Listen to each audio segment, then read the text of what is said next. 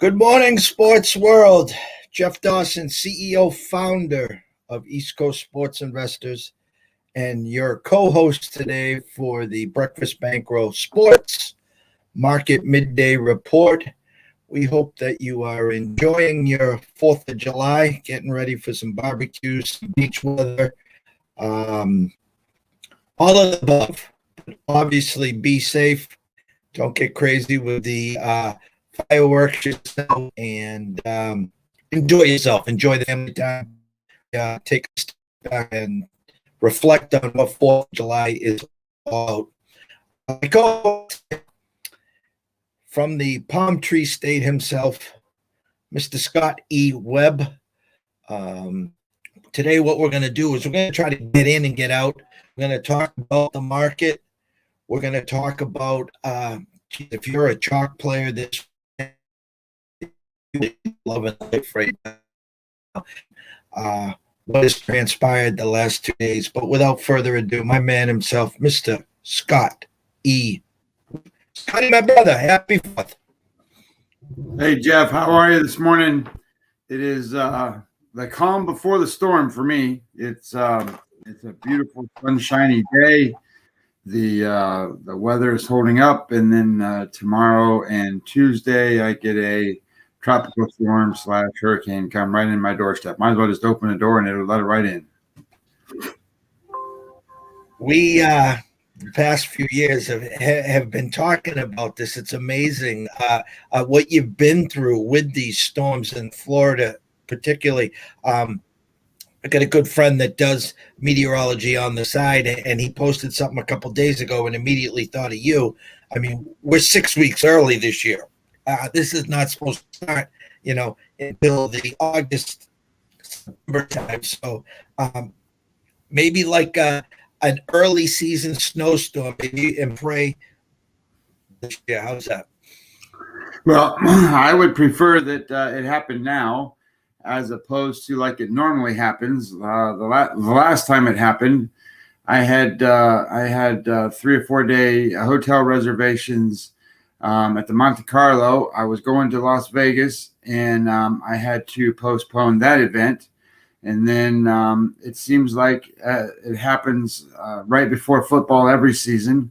So this year I'd like to just go right into football season with no issues with me and no issues with Florida, and keep the damn storms that way or whatever way. It doesn't matter, as long as they're not on my doorstep. I can then study the games and get everything right and be ready to go.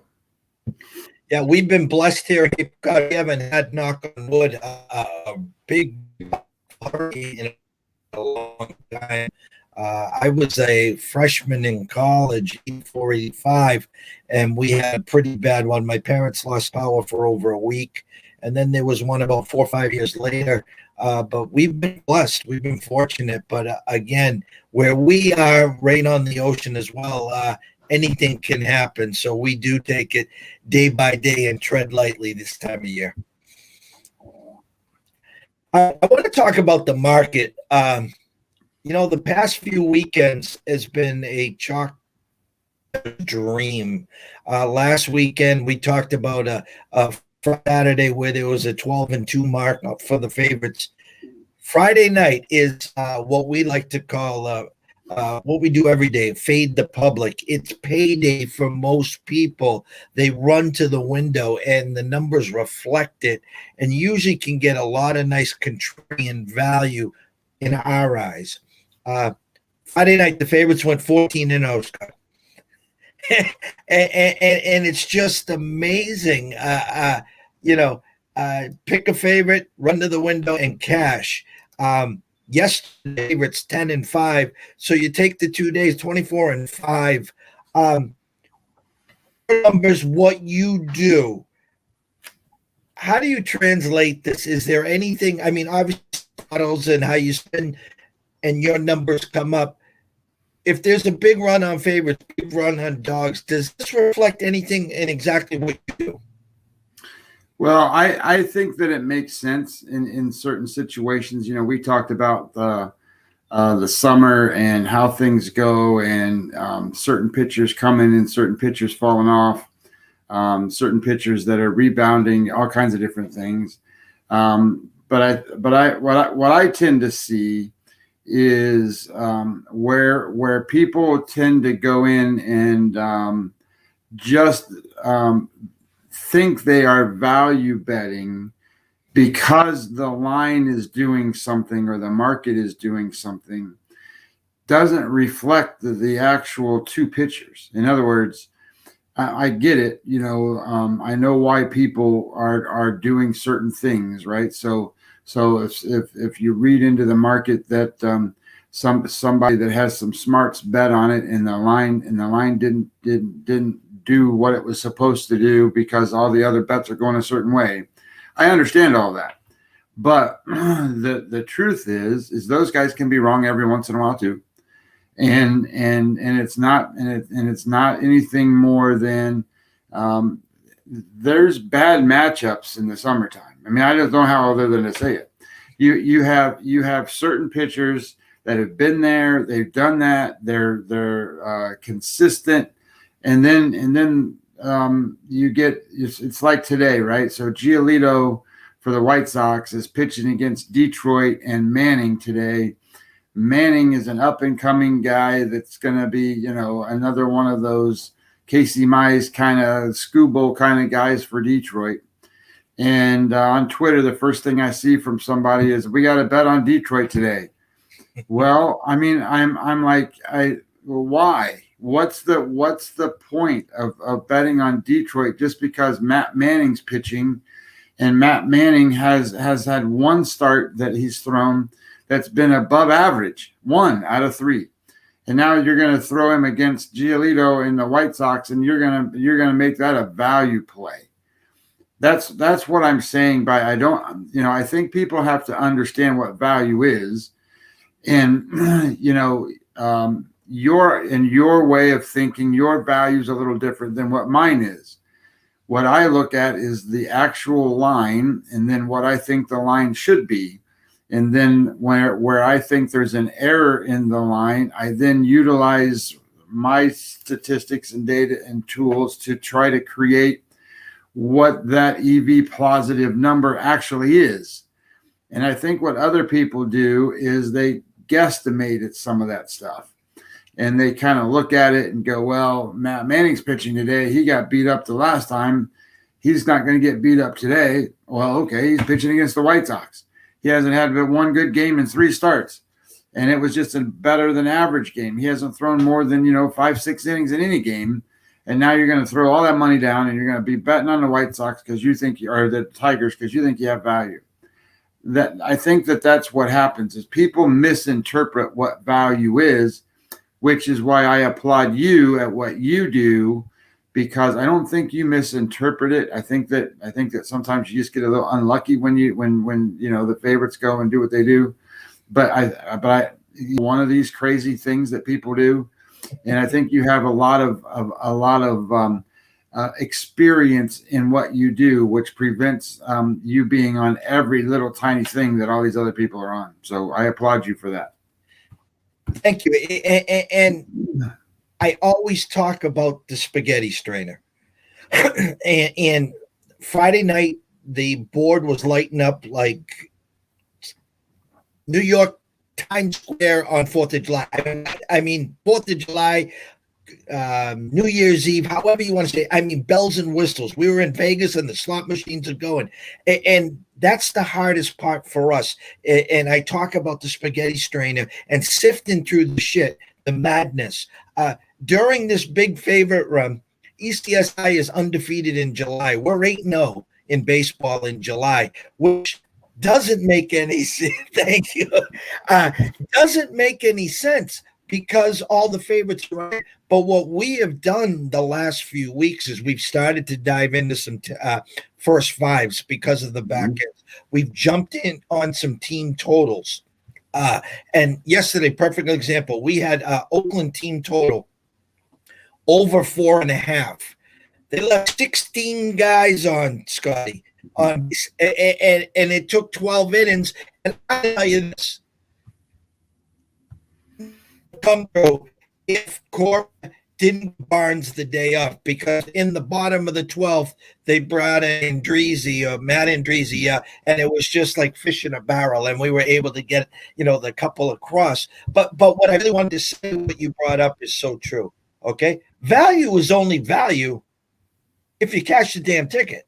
It's like all the people that run to the window, run to social media and say, I got EV here, I got EV here, I got EV here. I applaud you. Congrats. But if the ticket doesn't cash, it turns into confetti. It turns into cup holders, whatever you want to say. It ends up on the floor at the casino. So there is a fine line in this business. And that's the hardest part of this business, because you got guys out there that will pump the chest because they just got 5, 6, 7 straight games at EV. They got value here, value here, value here. Well, at the end of the day, show me what the record was. Show me what the closing line that you ended up with. Hey, I bet 8 games today. I went 5-3, but I was minus a unit and a half. Well, I think that's kind of the thing that I see is, and this happens a lot. And you watch the football guys out there that think they're the God's gift to football, and they always use the term CLV, right? Closing line value. Well, I beat the closing line value, I don't know, say 65-70% of the time. Well, that's great. I don't care about closing line value, because closing line value doesn't necessarily indicate the right time or the right place to make your wager. Number one, because if the line then changes and moves towards your favor as you go through and it's still closing line value, what if you bet the favorite earlier and now you're betting and you got the best line on the favorite? Whereas if you're an underdog player and you got the closing line value, the best line value on the dog, there's 2 different closing line values, right? So somewhere down the line, you've got to start getting to a point where closing line value doesn't cash tickets. It's a guide. I will say this: it's a guide to control your wagering opportunities and what you're looking at. But I will also tell you that closing line value will keep you off of certain winners, because say a line is minus, I don't know, let's just say it's minus 6, right? And then the game starts to go to 6.5. Then it goes to 7. Then it goes past 7. It goes to 7.5. You're taught not to bet that minus 7.5, right? Well, the game ends, and they win by 10.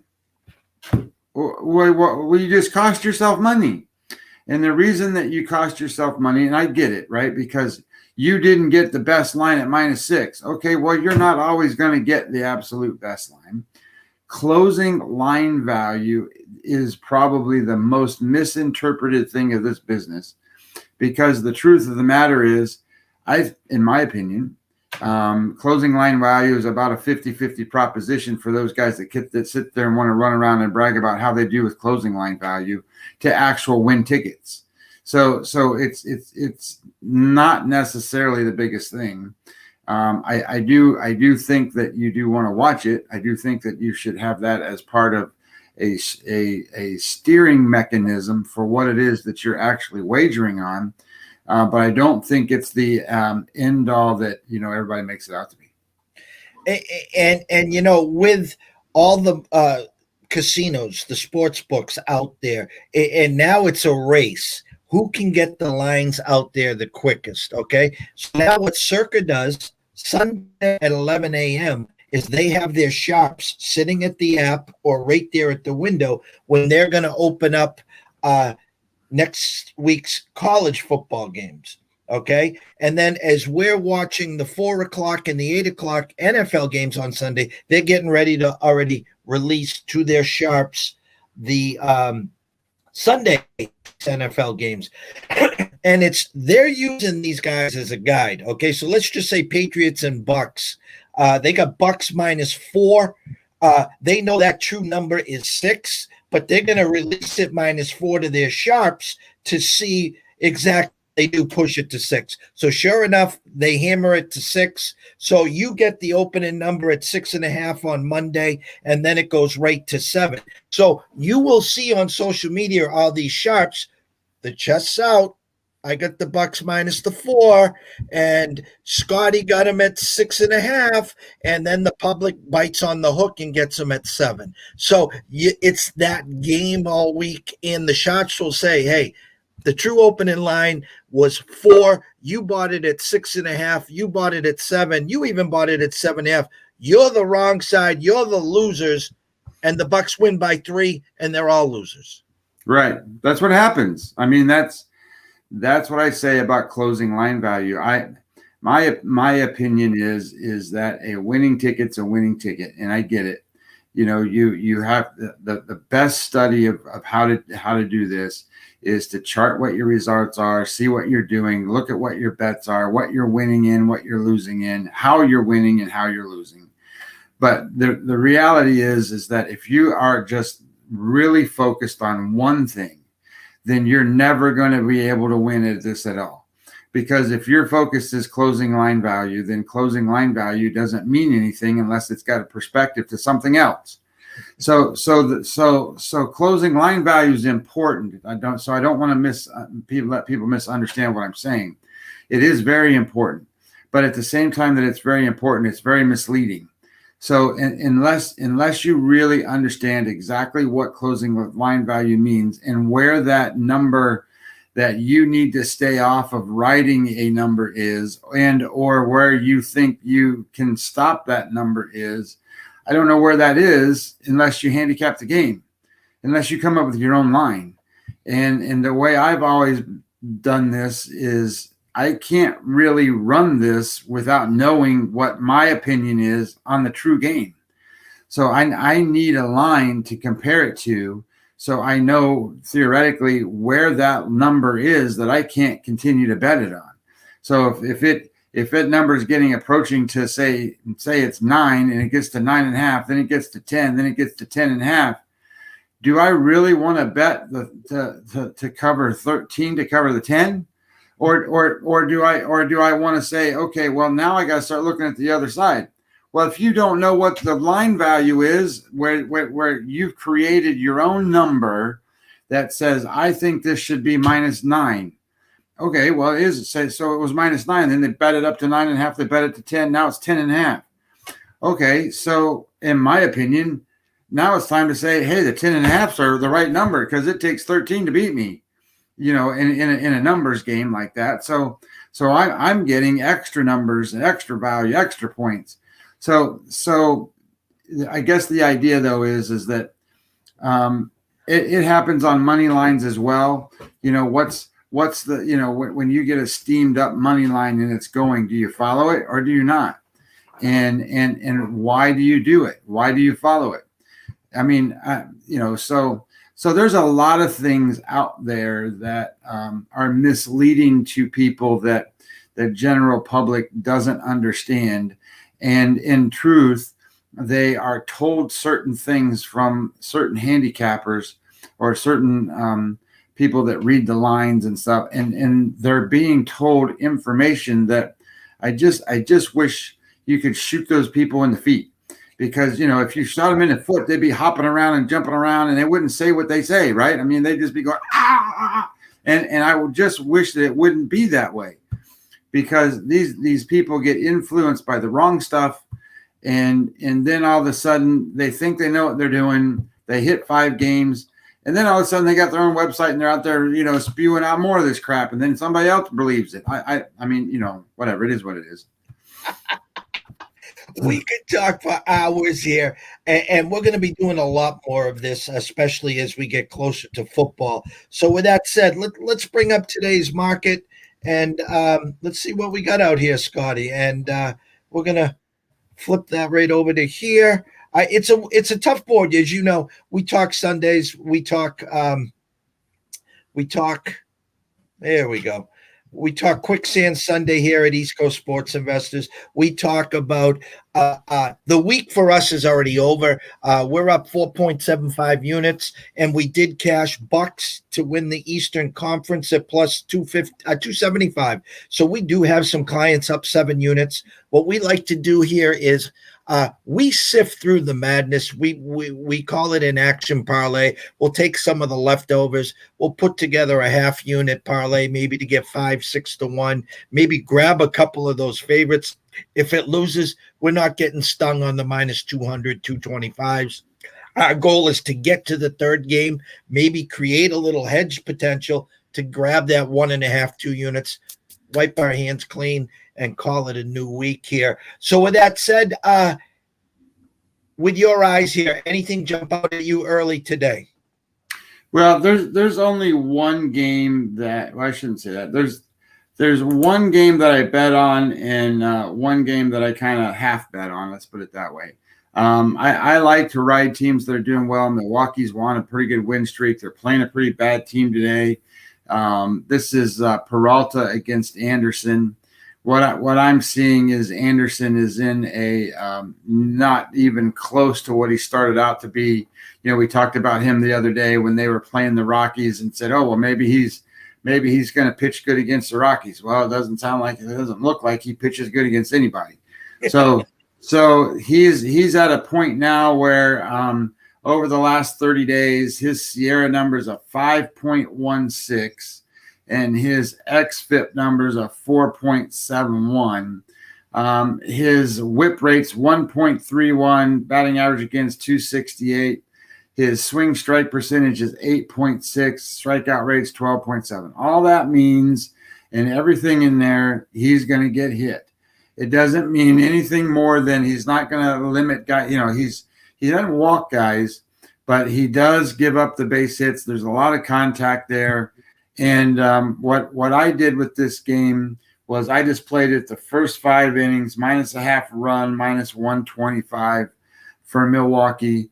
Peralta has been one of the best pitchers in baseball. His win probability number over the last month is 0.94 that he's added to his number, which is the highest and most on the board today. So he's theoretically the best pitcher pitching today. And I know Garrett Cole's out there pitching, and I know there's other people pitching today, but he hasn't added to the win probability number that he has.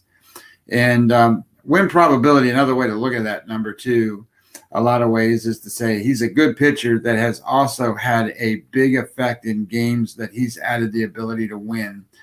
So like Garrett Cole, for example, he's a good pitcher, but in tight spots he's been hit and gave up runs, right? So there's a difference. So sometimes these guys in the clutch come through and sometimes they don't. And for Peralta, it's been really, really good. And I like that idea. I'm not asking for much, I don't think. Milwaukee's offense is number 2 in baseball right now, only behind the Chicago White Sox, you know, with the Giolito against the Matt Manning matchup. Like, okay, that doesn't seem like it's going to be a good one for me either. But Milwaukee's offense has been really good, so I like that one. And the other one that I liked the Houston Astros today. I liked Greinke against Quantrill, and the reason is not that Greinke's been a great pitcher, but Quantrill's been really bad. Over this season, his game scores a 42, and over his last 7 games, it's a 41.7. So that's very consistent. That's exactly what it is. And Quantrill basically is a 3 to 5 inning guy, so he's out there to not necessarily take the bulk of the innings, to split it like 2 starters would go. And if they're already behind, I think the Astros keep pounding and pounding and pounding, right? So I look at it like Quantrill's going to get behind. He's another one of those Sierra number 5.20, xFIP 5.38. He doesn't walk anybody. You know, those guys aren't walking people. But his batting average against is the 313. You know, the league average is 239, and this guy's giving up 313. So you know, it's a big difference. Whip rate 1.67. His swing and miss is 6.8%. So again, balls are going to be put in play, and if you're the Astros, you kind of like that. So I don't mind that one. That one's again minus 115, minus a half run, and I really can't find value in the underdogs today. So I just stayed off of them. There is one that I kind of liked, but I don't know that he went off as an underdog. Philadelphia. I guess he's an underdog, maybe. I don't mind Velasquez against Snell today. Yeah, we got them opening up plus 110. Now we got them at plus 118. So you're talking Velasquez and the Phillies versus Snell. Yeah. I guess if I was going to actually play a live, what I would consider to be a live dog, I would play Velasquez in the sense that his game score for the season's a 49, which is right just below average, but Snell's is 45, okay, which is below average by quite a bit. And they're about the same pitcher. Sierra number for Snell is 4.40, and for Velasquez 4.59. So real close, real tight. Neither one of them are in the green in strikeouts, but they're both kind of up there. So they're not, they're about average with that kind of stuff. It's one of those situations, in my opinion, that if you were going to bet on one of them, I wouldn't mind taking Velasquez, only because here we go with that term value. He's not as underdog a pitcher to Snell as you might think he should be. And maybe the public goes, oh, look, there's Snell, I'm going to jump on them. And, the Phillies are a 500 team, and the Padres are going to make the playoffs. All that may very well be true, but at the same time, I don't think that matchup is giving Velasquez enough credit today.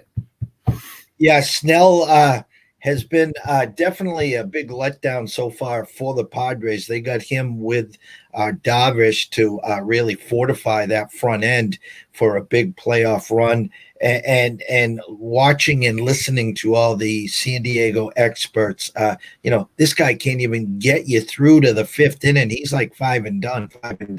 And they're scoring runs for him, Scotty. And then, they'll give him that 3-0 lead with Machado and Tatis back to back, Jack. And then next thing you know, you go to the beer stand, you come back and it's 3-3. And so I have said tongue in cheek that San Diego should be calling the Yankees. They should get out of the Snell contract. And listen, that's for another time or day. I'm going to just bring up one game today. Again, for us, the board is not jumping like it has been, but I did notice one game from last night when we checked out.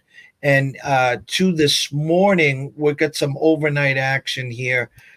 It's a 4:07 start. It's rotation number 973, 974. It's my Red Sox against Oakland. Pavetta versus Capri-Leyland, I guess you would say.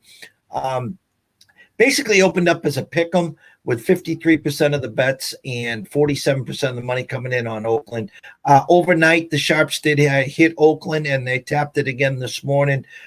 Currently, Oakland now minus 114, 53% of the money versus 47% on the Red Sox size. Again, a game that suggests, this is going with the last game of the series. They just went 12 innings. The ends could be a little taxed here. I do know Barnes is available today for the Red Sox. So anyone that might want to take a swing at Oakland, maybe you want to take a look at the first five so you don't have to worry about that back end. Pavetta's been one of these guys, give him the ball, gets up there and fires. Under-overs opened at 9 and has stayed at 9, now juiced to the over at minus 115. So slightly Oakland, first five, minus 115. I saw it before we got on the show. That's where we stand here today. Scotty, closing thoughts to the Twitter sphere and everyone else here watching. Well, it was a great week. I saw some of the other shows with a lot of your guests. I thought it was a great week for our breakfast show, and I thought that as we keep building this, We would like to keep people stuck to our channel. And if you have questions or concerns or issues or things you want to hear, just let us know, because ultimately this show is what we think is important to wagering on whatever sport it is we're talking about. But at the same time, it's designed to be something that you watch. So if there's something there you want to see and you want us to talk about, just let us know. We'll be glad to do it. Absolutely. I mean, 2 weeks ago, we had Pamela Maldonado from Odd Sharks on talking Wimbledon. And then the next day, Nigel Seeley from VEASAN, Pat McAfee talking Euro 2020. This week, Andrew McGinnis, Odd Sharks, talking sport services, and talking about his Montreal Canadiens. And then we close with Daniel Newbert, and he's with the Premier Lacrosse League. An amazing job there. So as we always say here, we're looking to educate, not entertain. We're looking to stay in our lanes, and we leave the entertainment to ESPN, to Fox, and to social media. There are talks already going on that we could be starting a Canadian football show. Again, a lot of interested in Canadian football, but just not much content out there. So anyone here, you got 2 seconds, jump over to YouTube. Just hit the subscribe button on the notifications. As Scott noted here, we're looking to answer your questions, provide the content and the education that you can't find on social media. Closing line value, EV, reverse line movement, steam, whatever it is. We're 1 week away from the All-Star break. And then the next 6 weeks will be like that crescendo, getting ready for NFL college football. So without further ado, wishing everyone a happy 4th of July. Be safe. Take it easy on your own. Look down and take care of that. And see you tomorrow.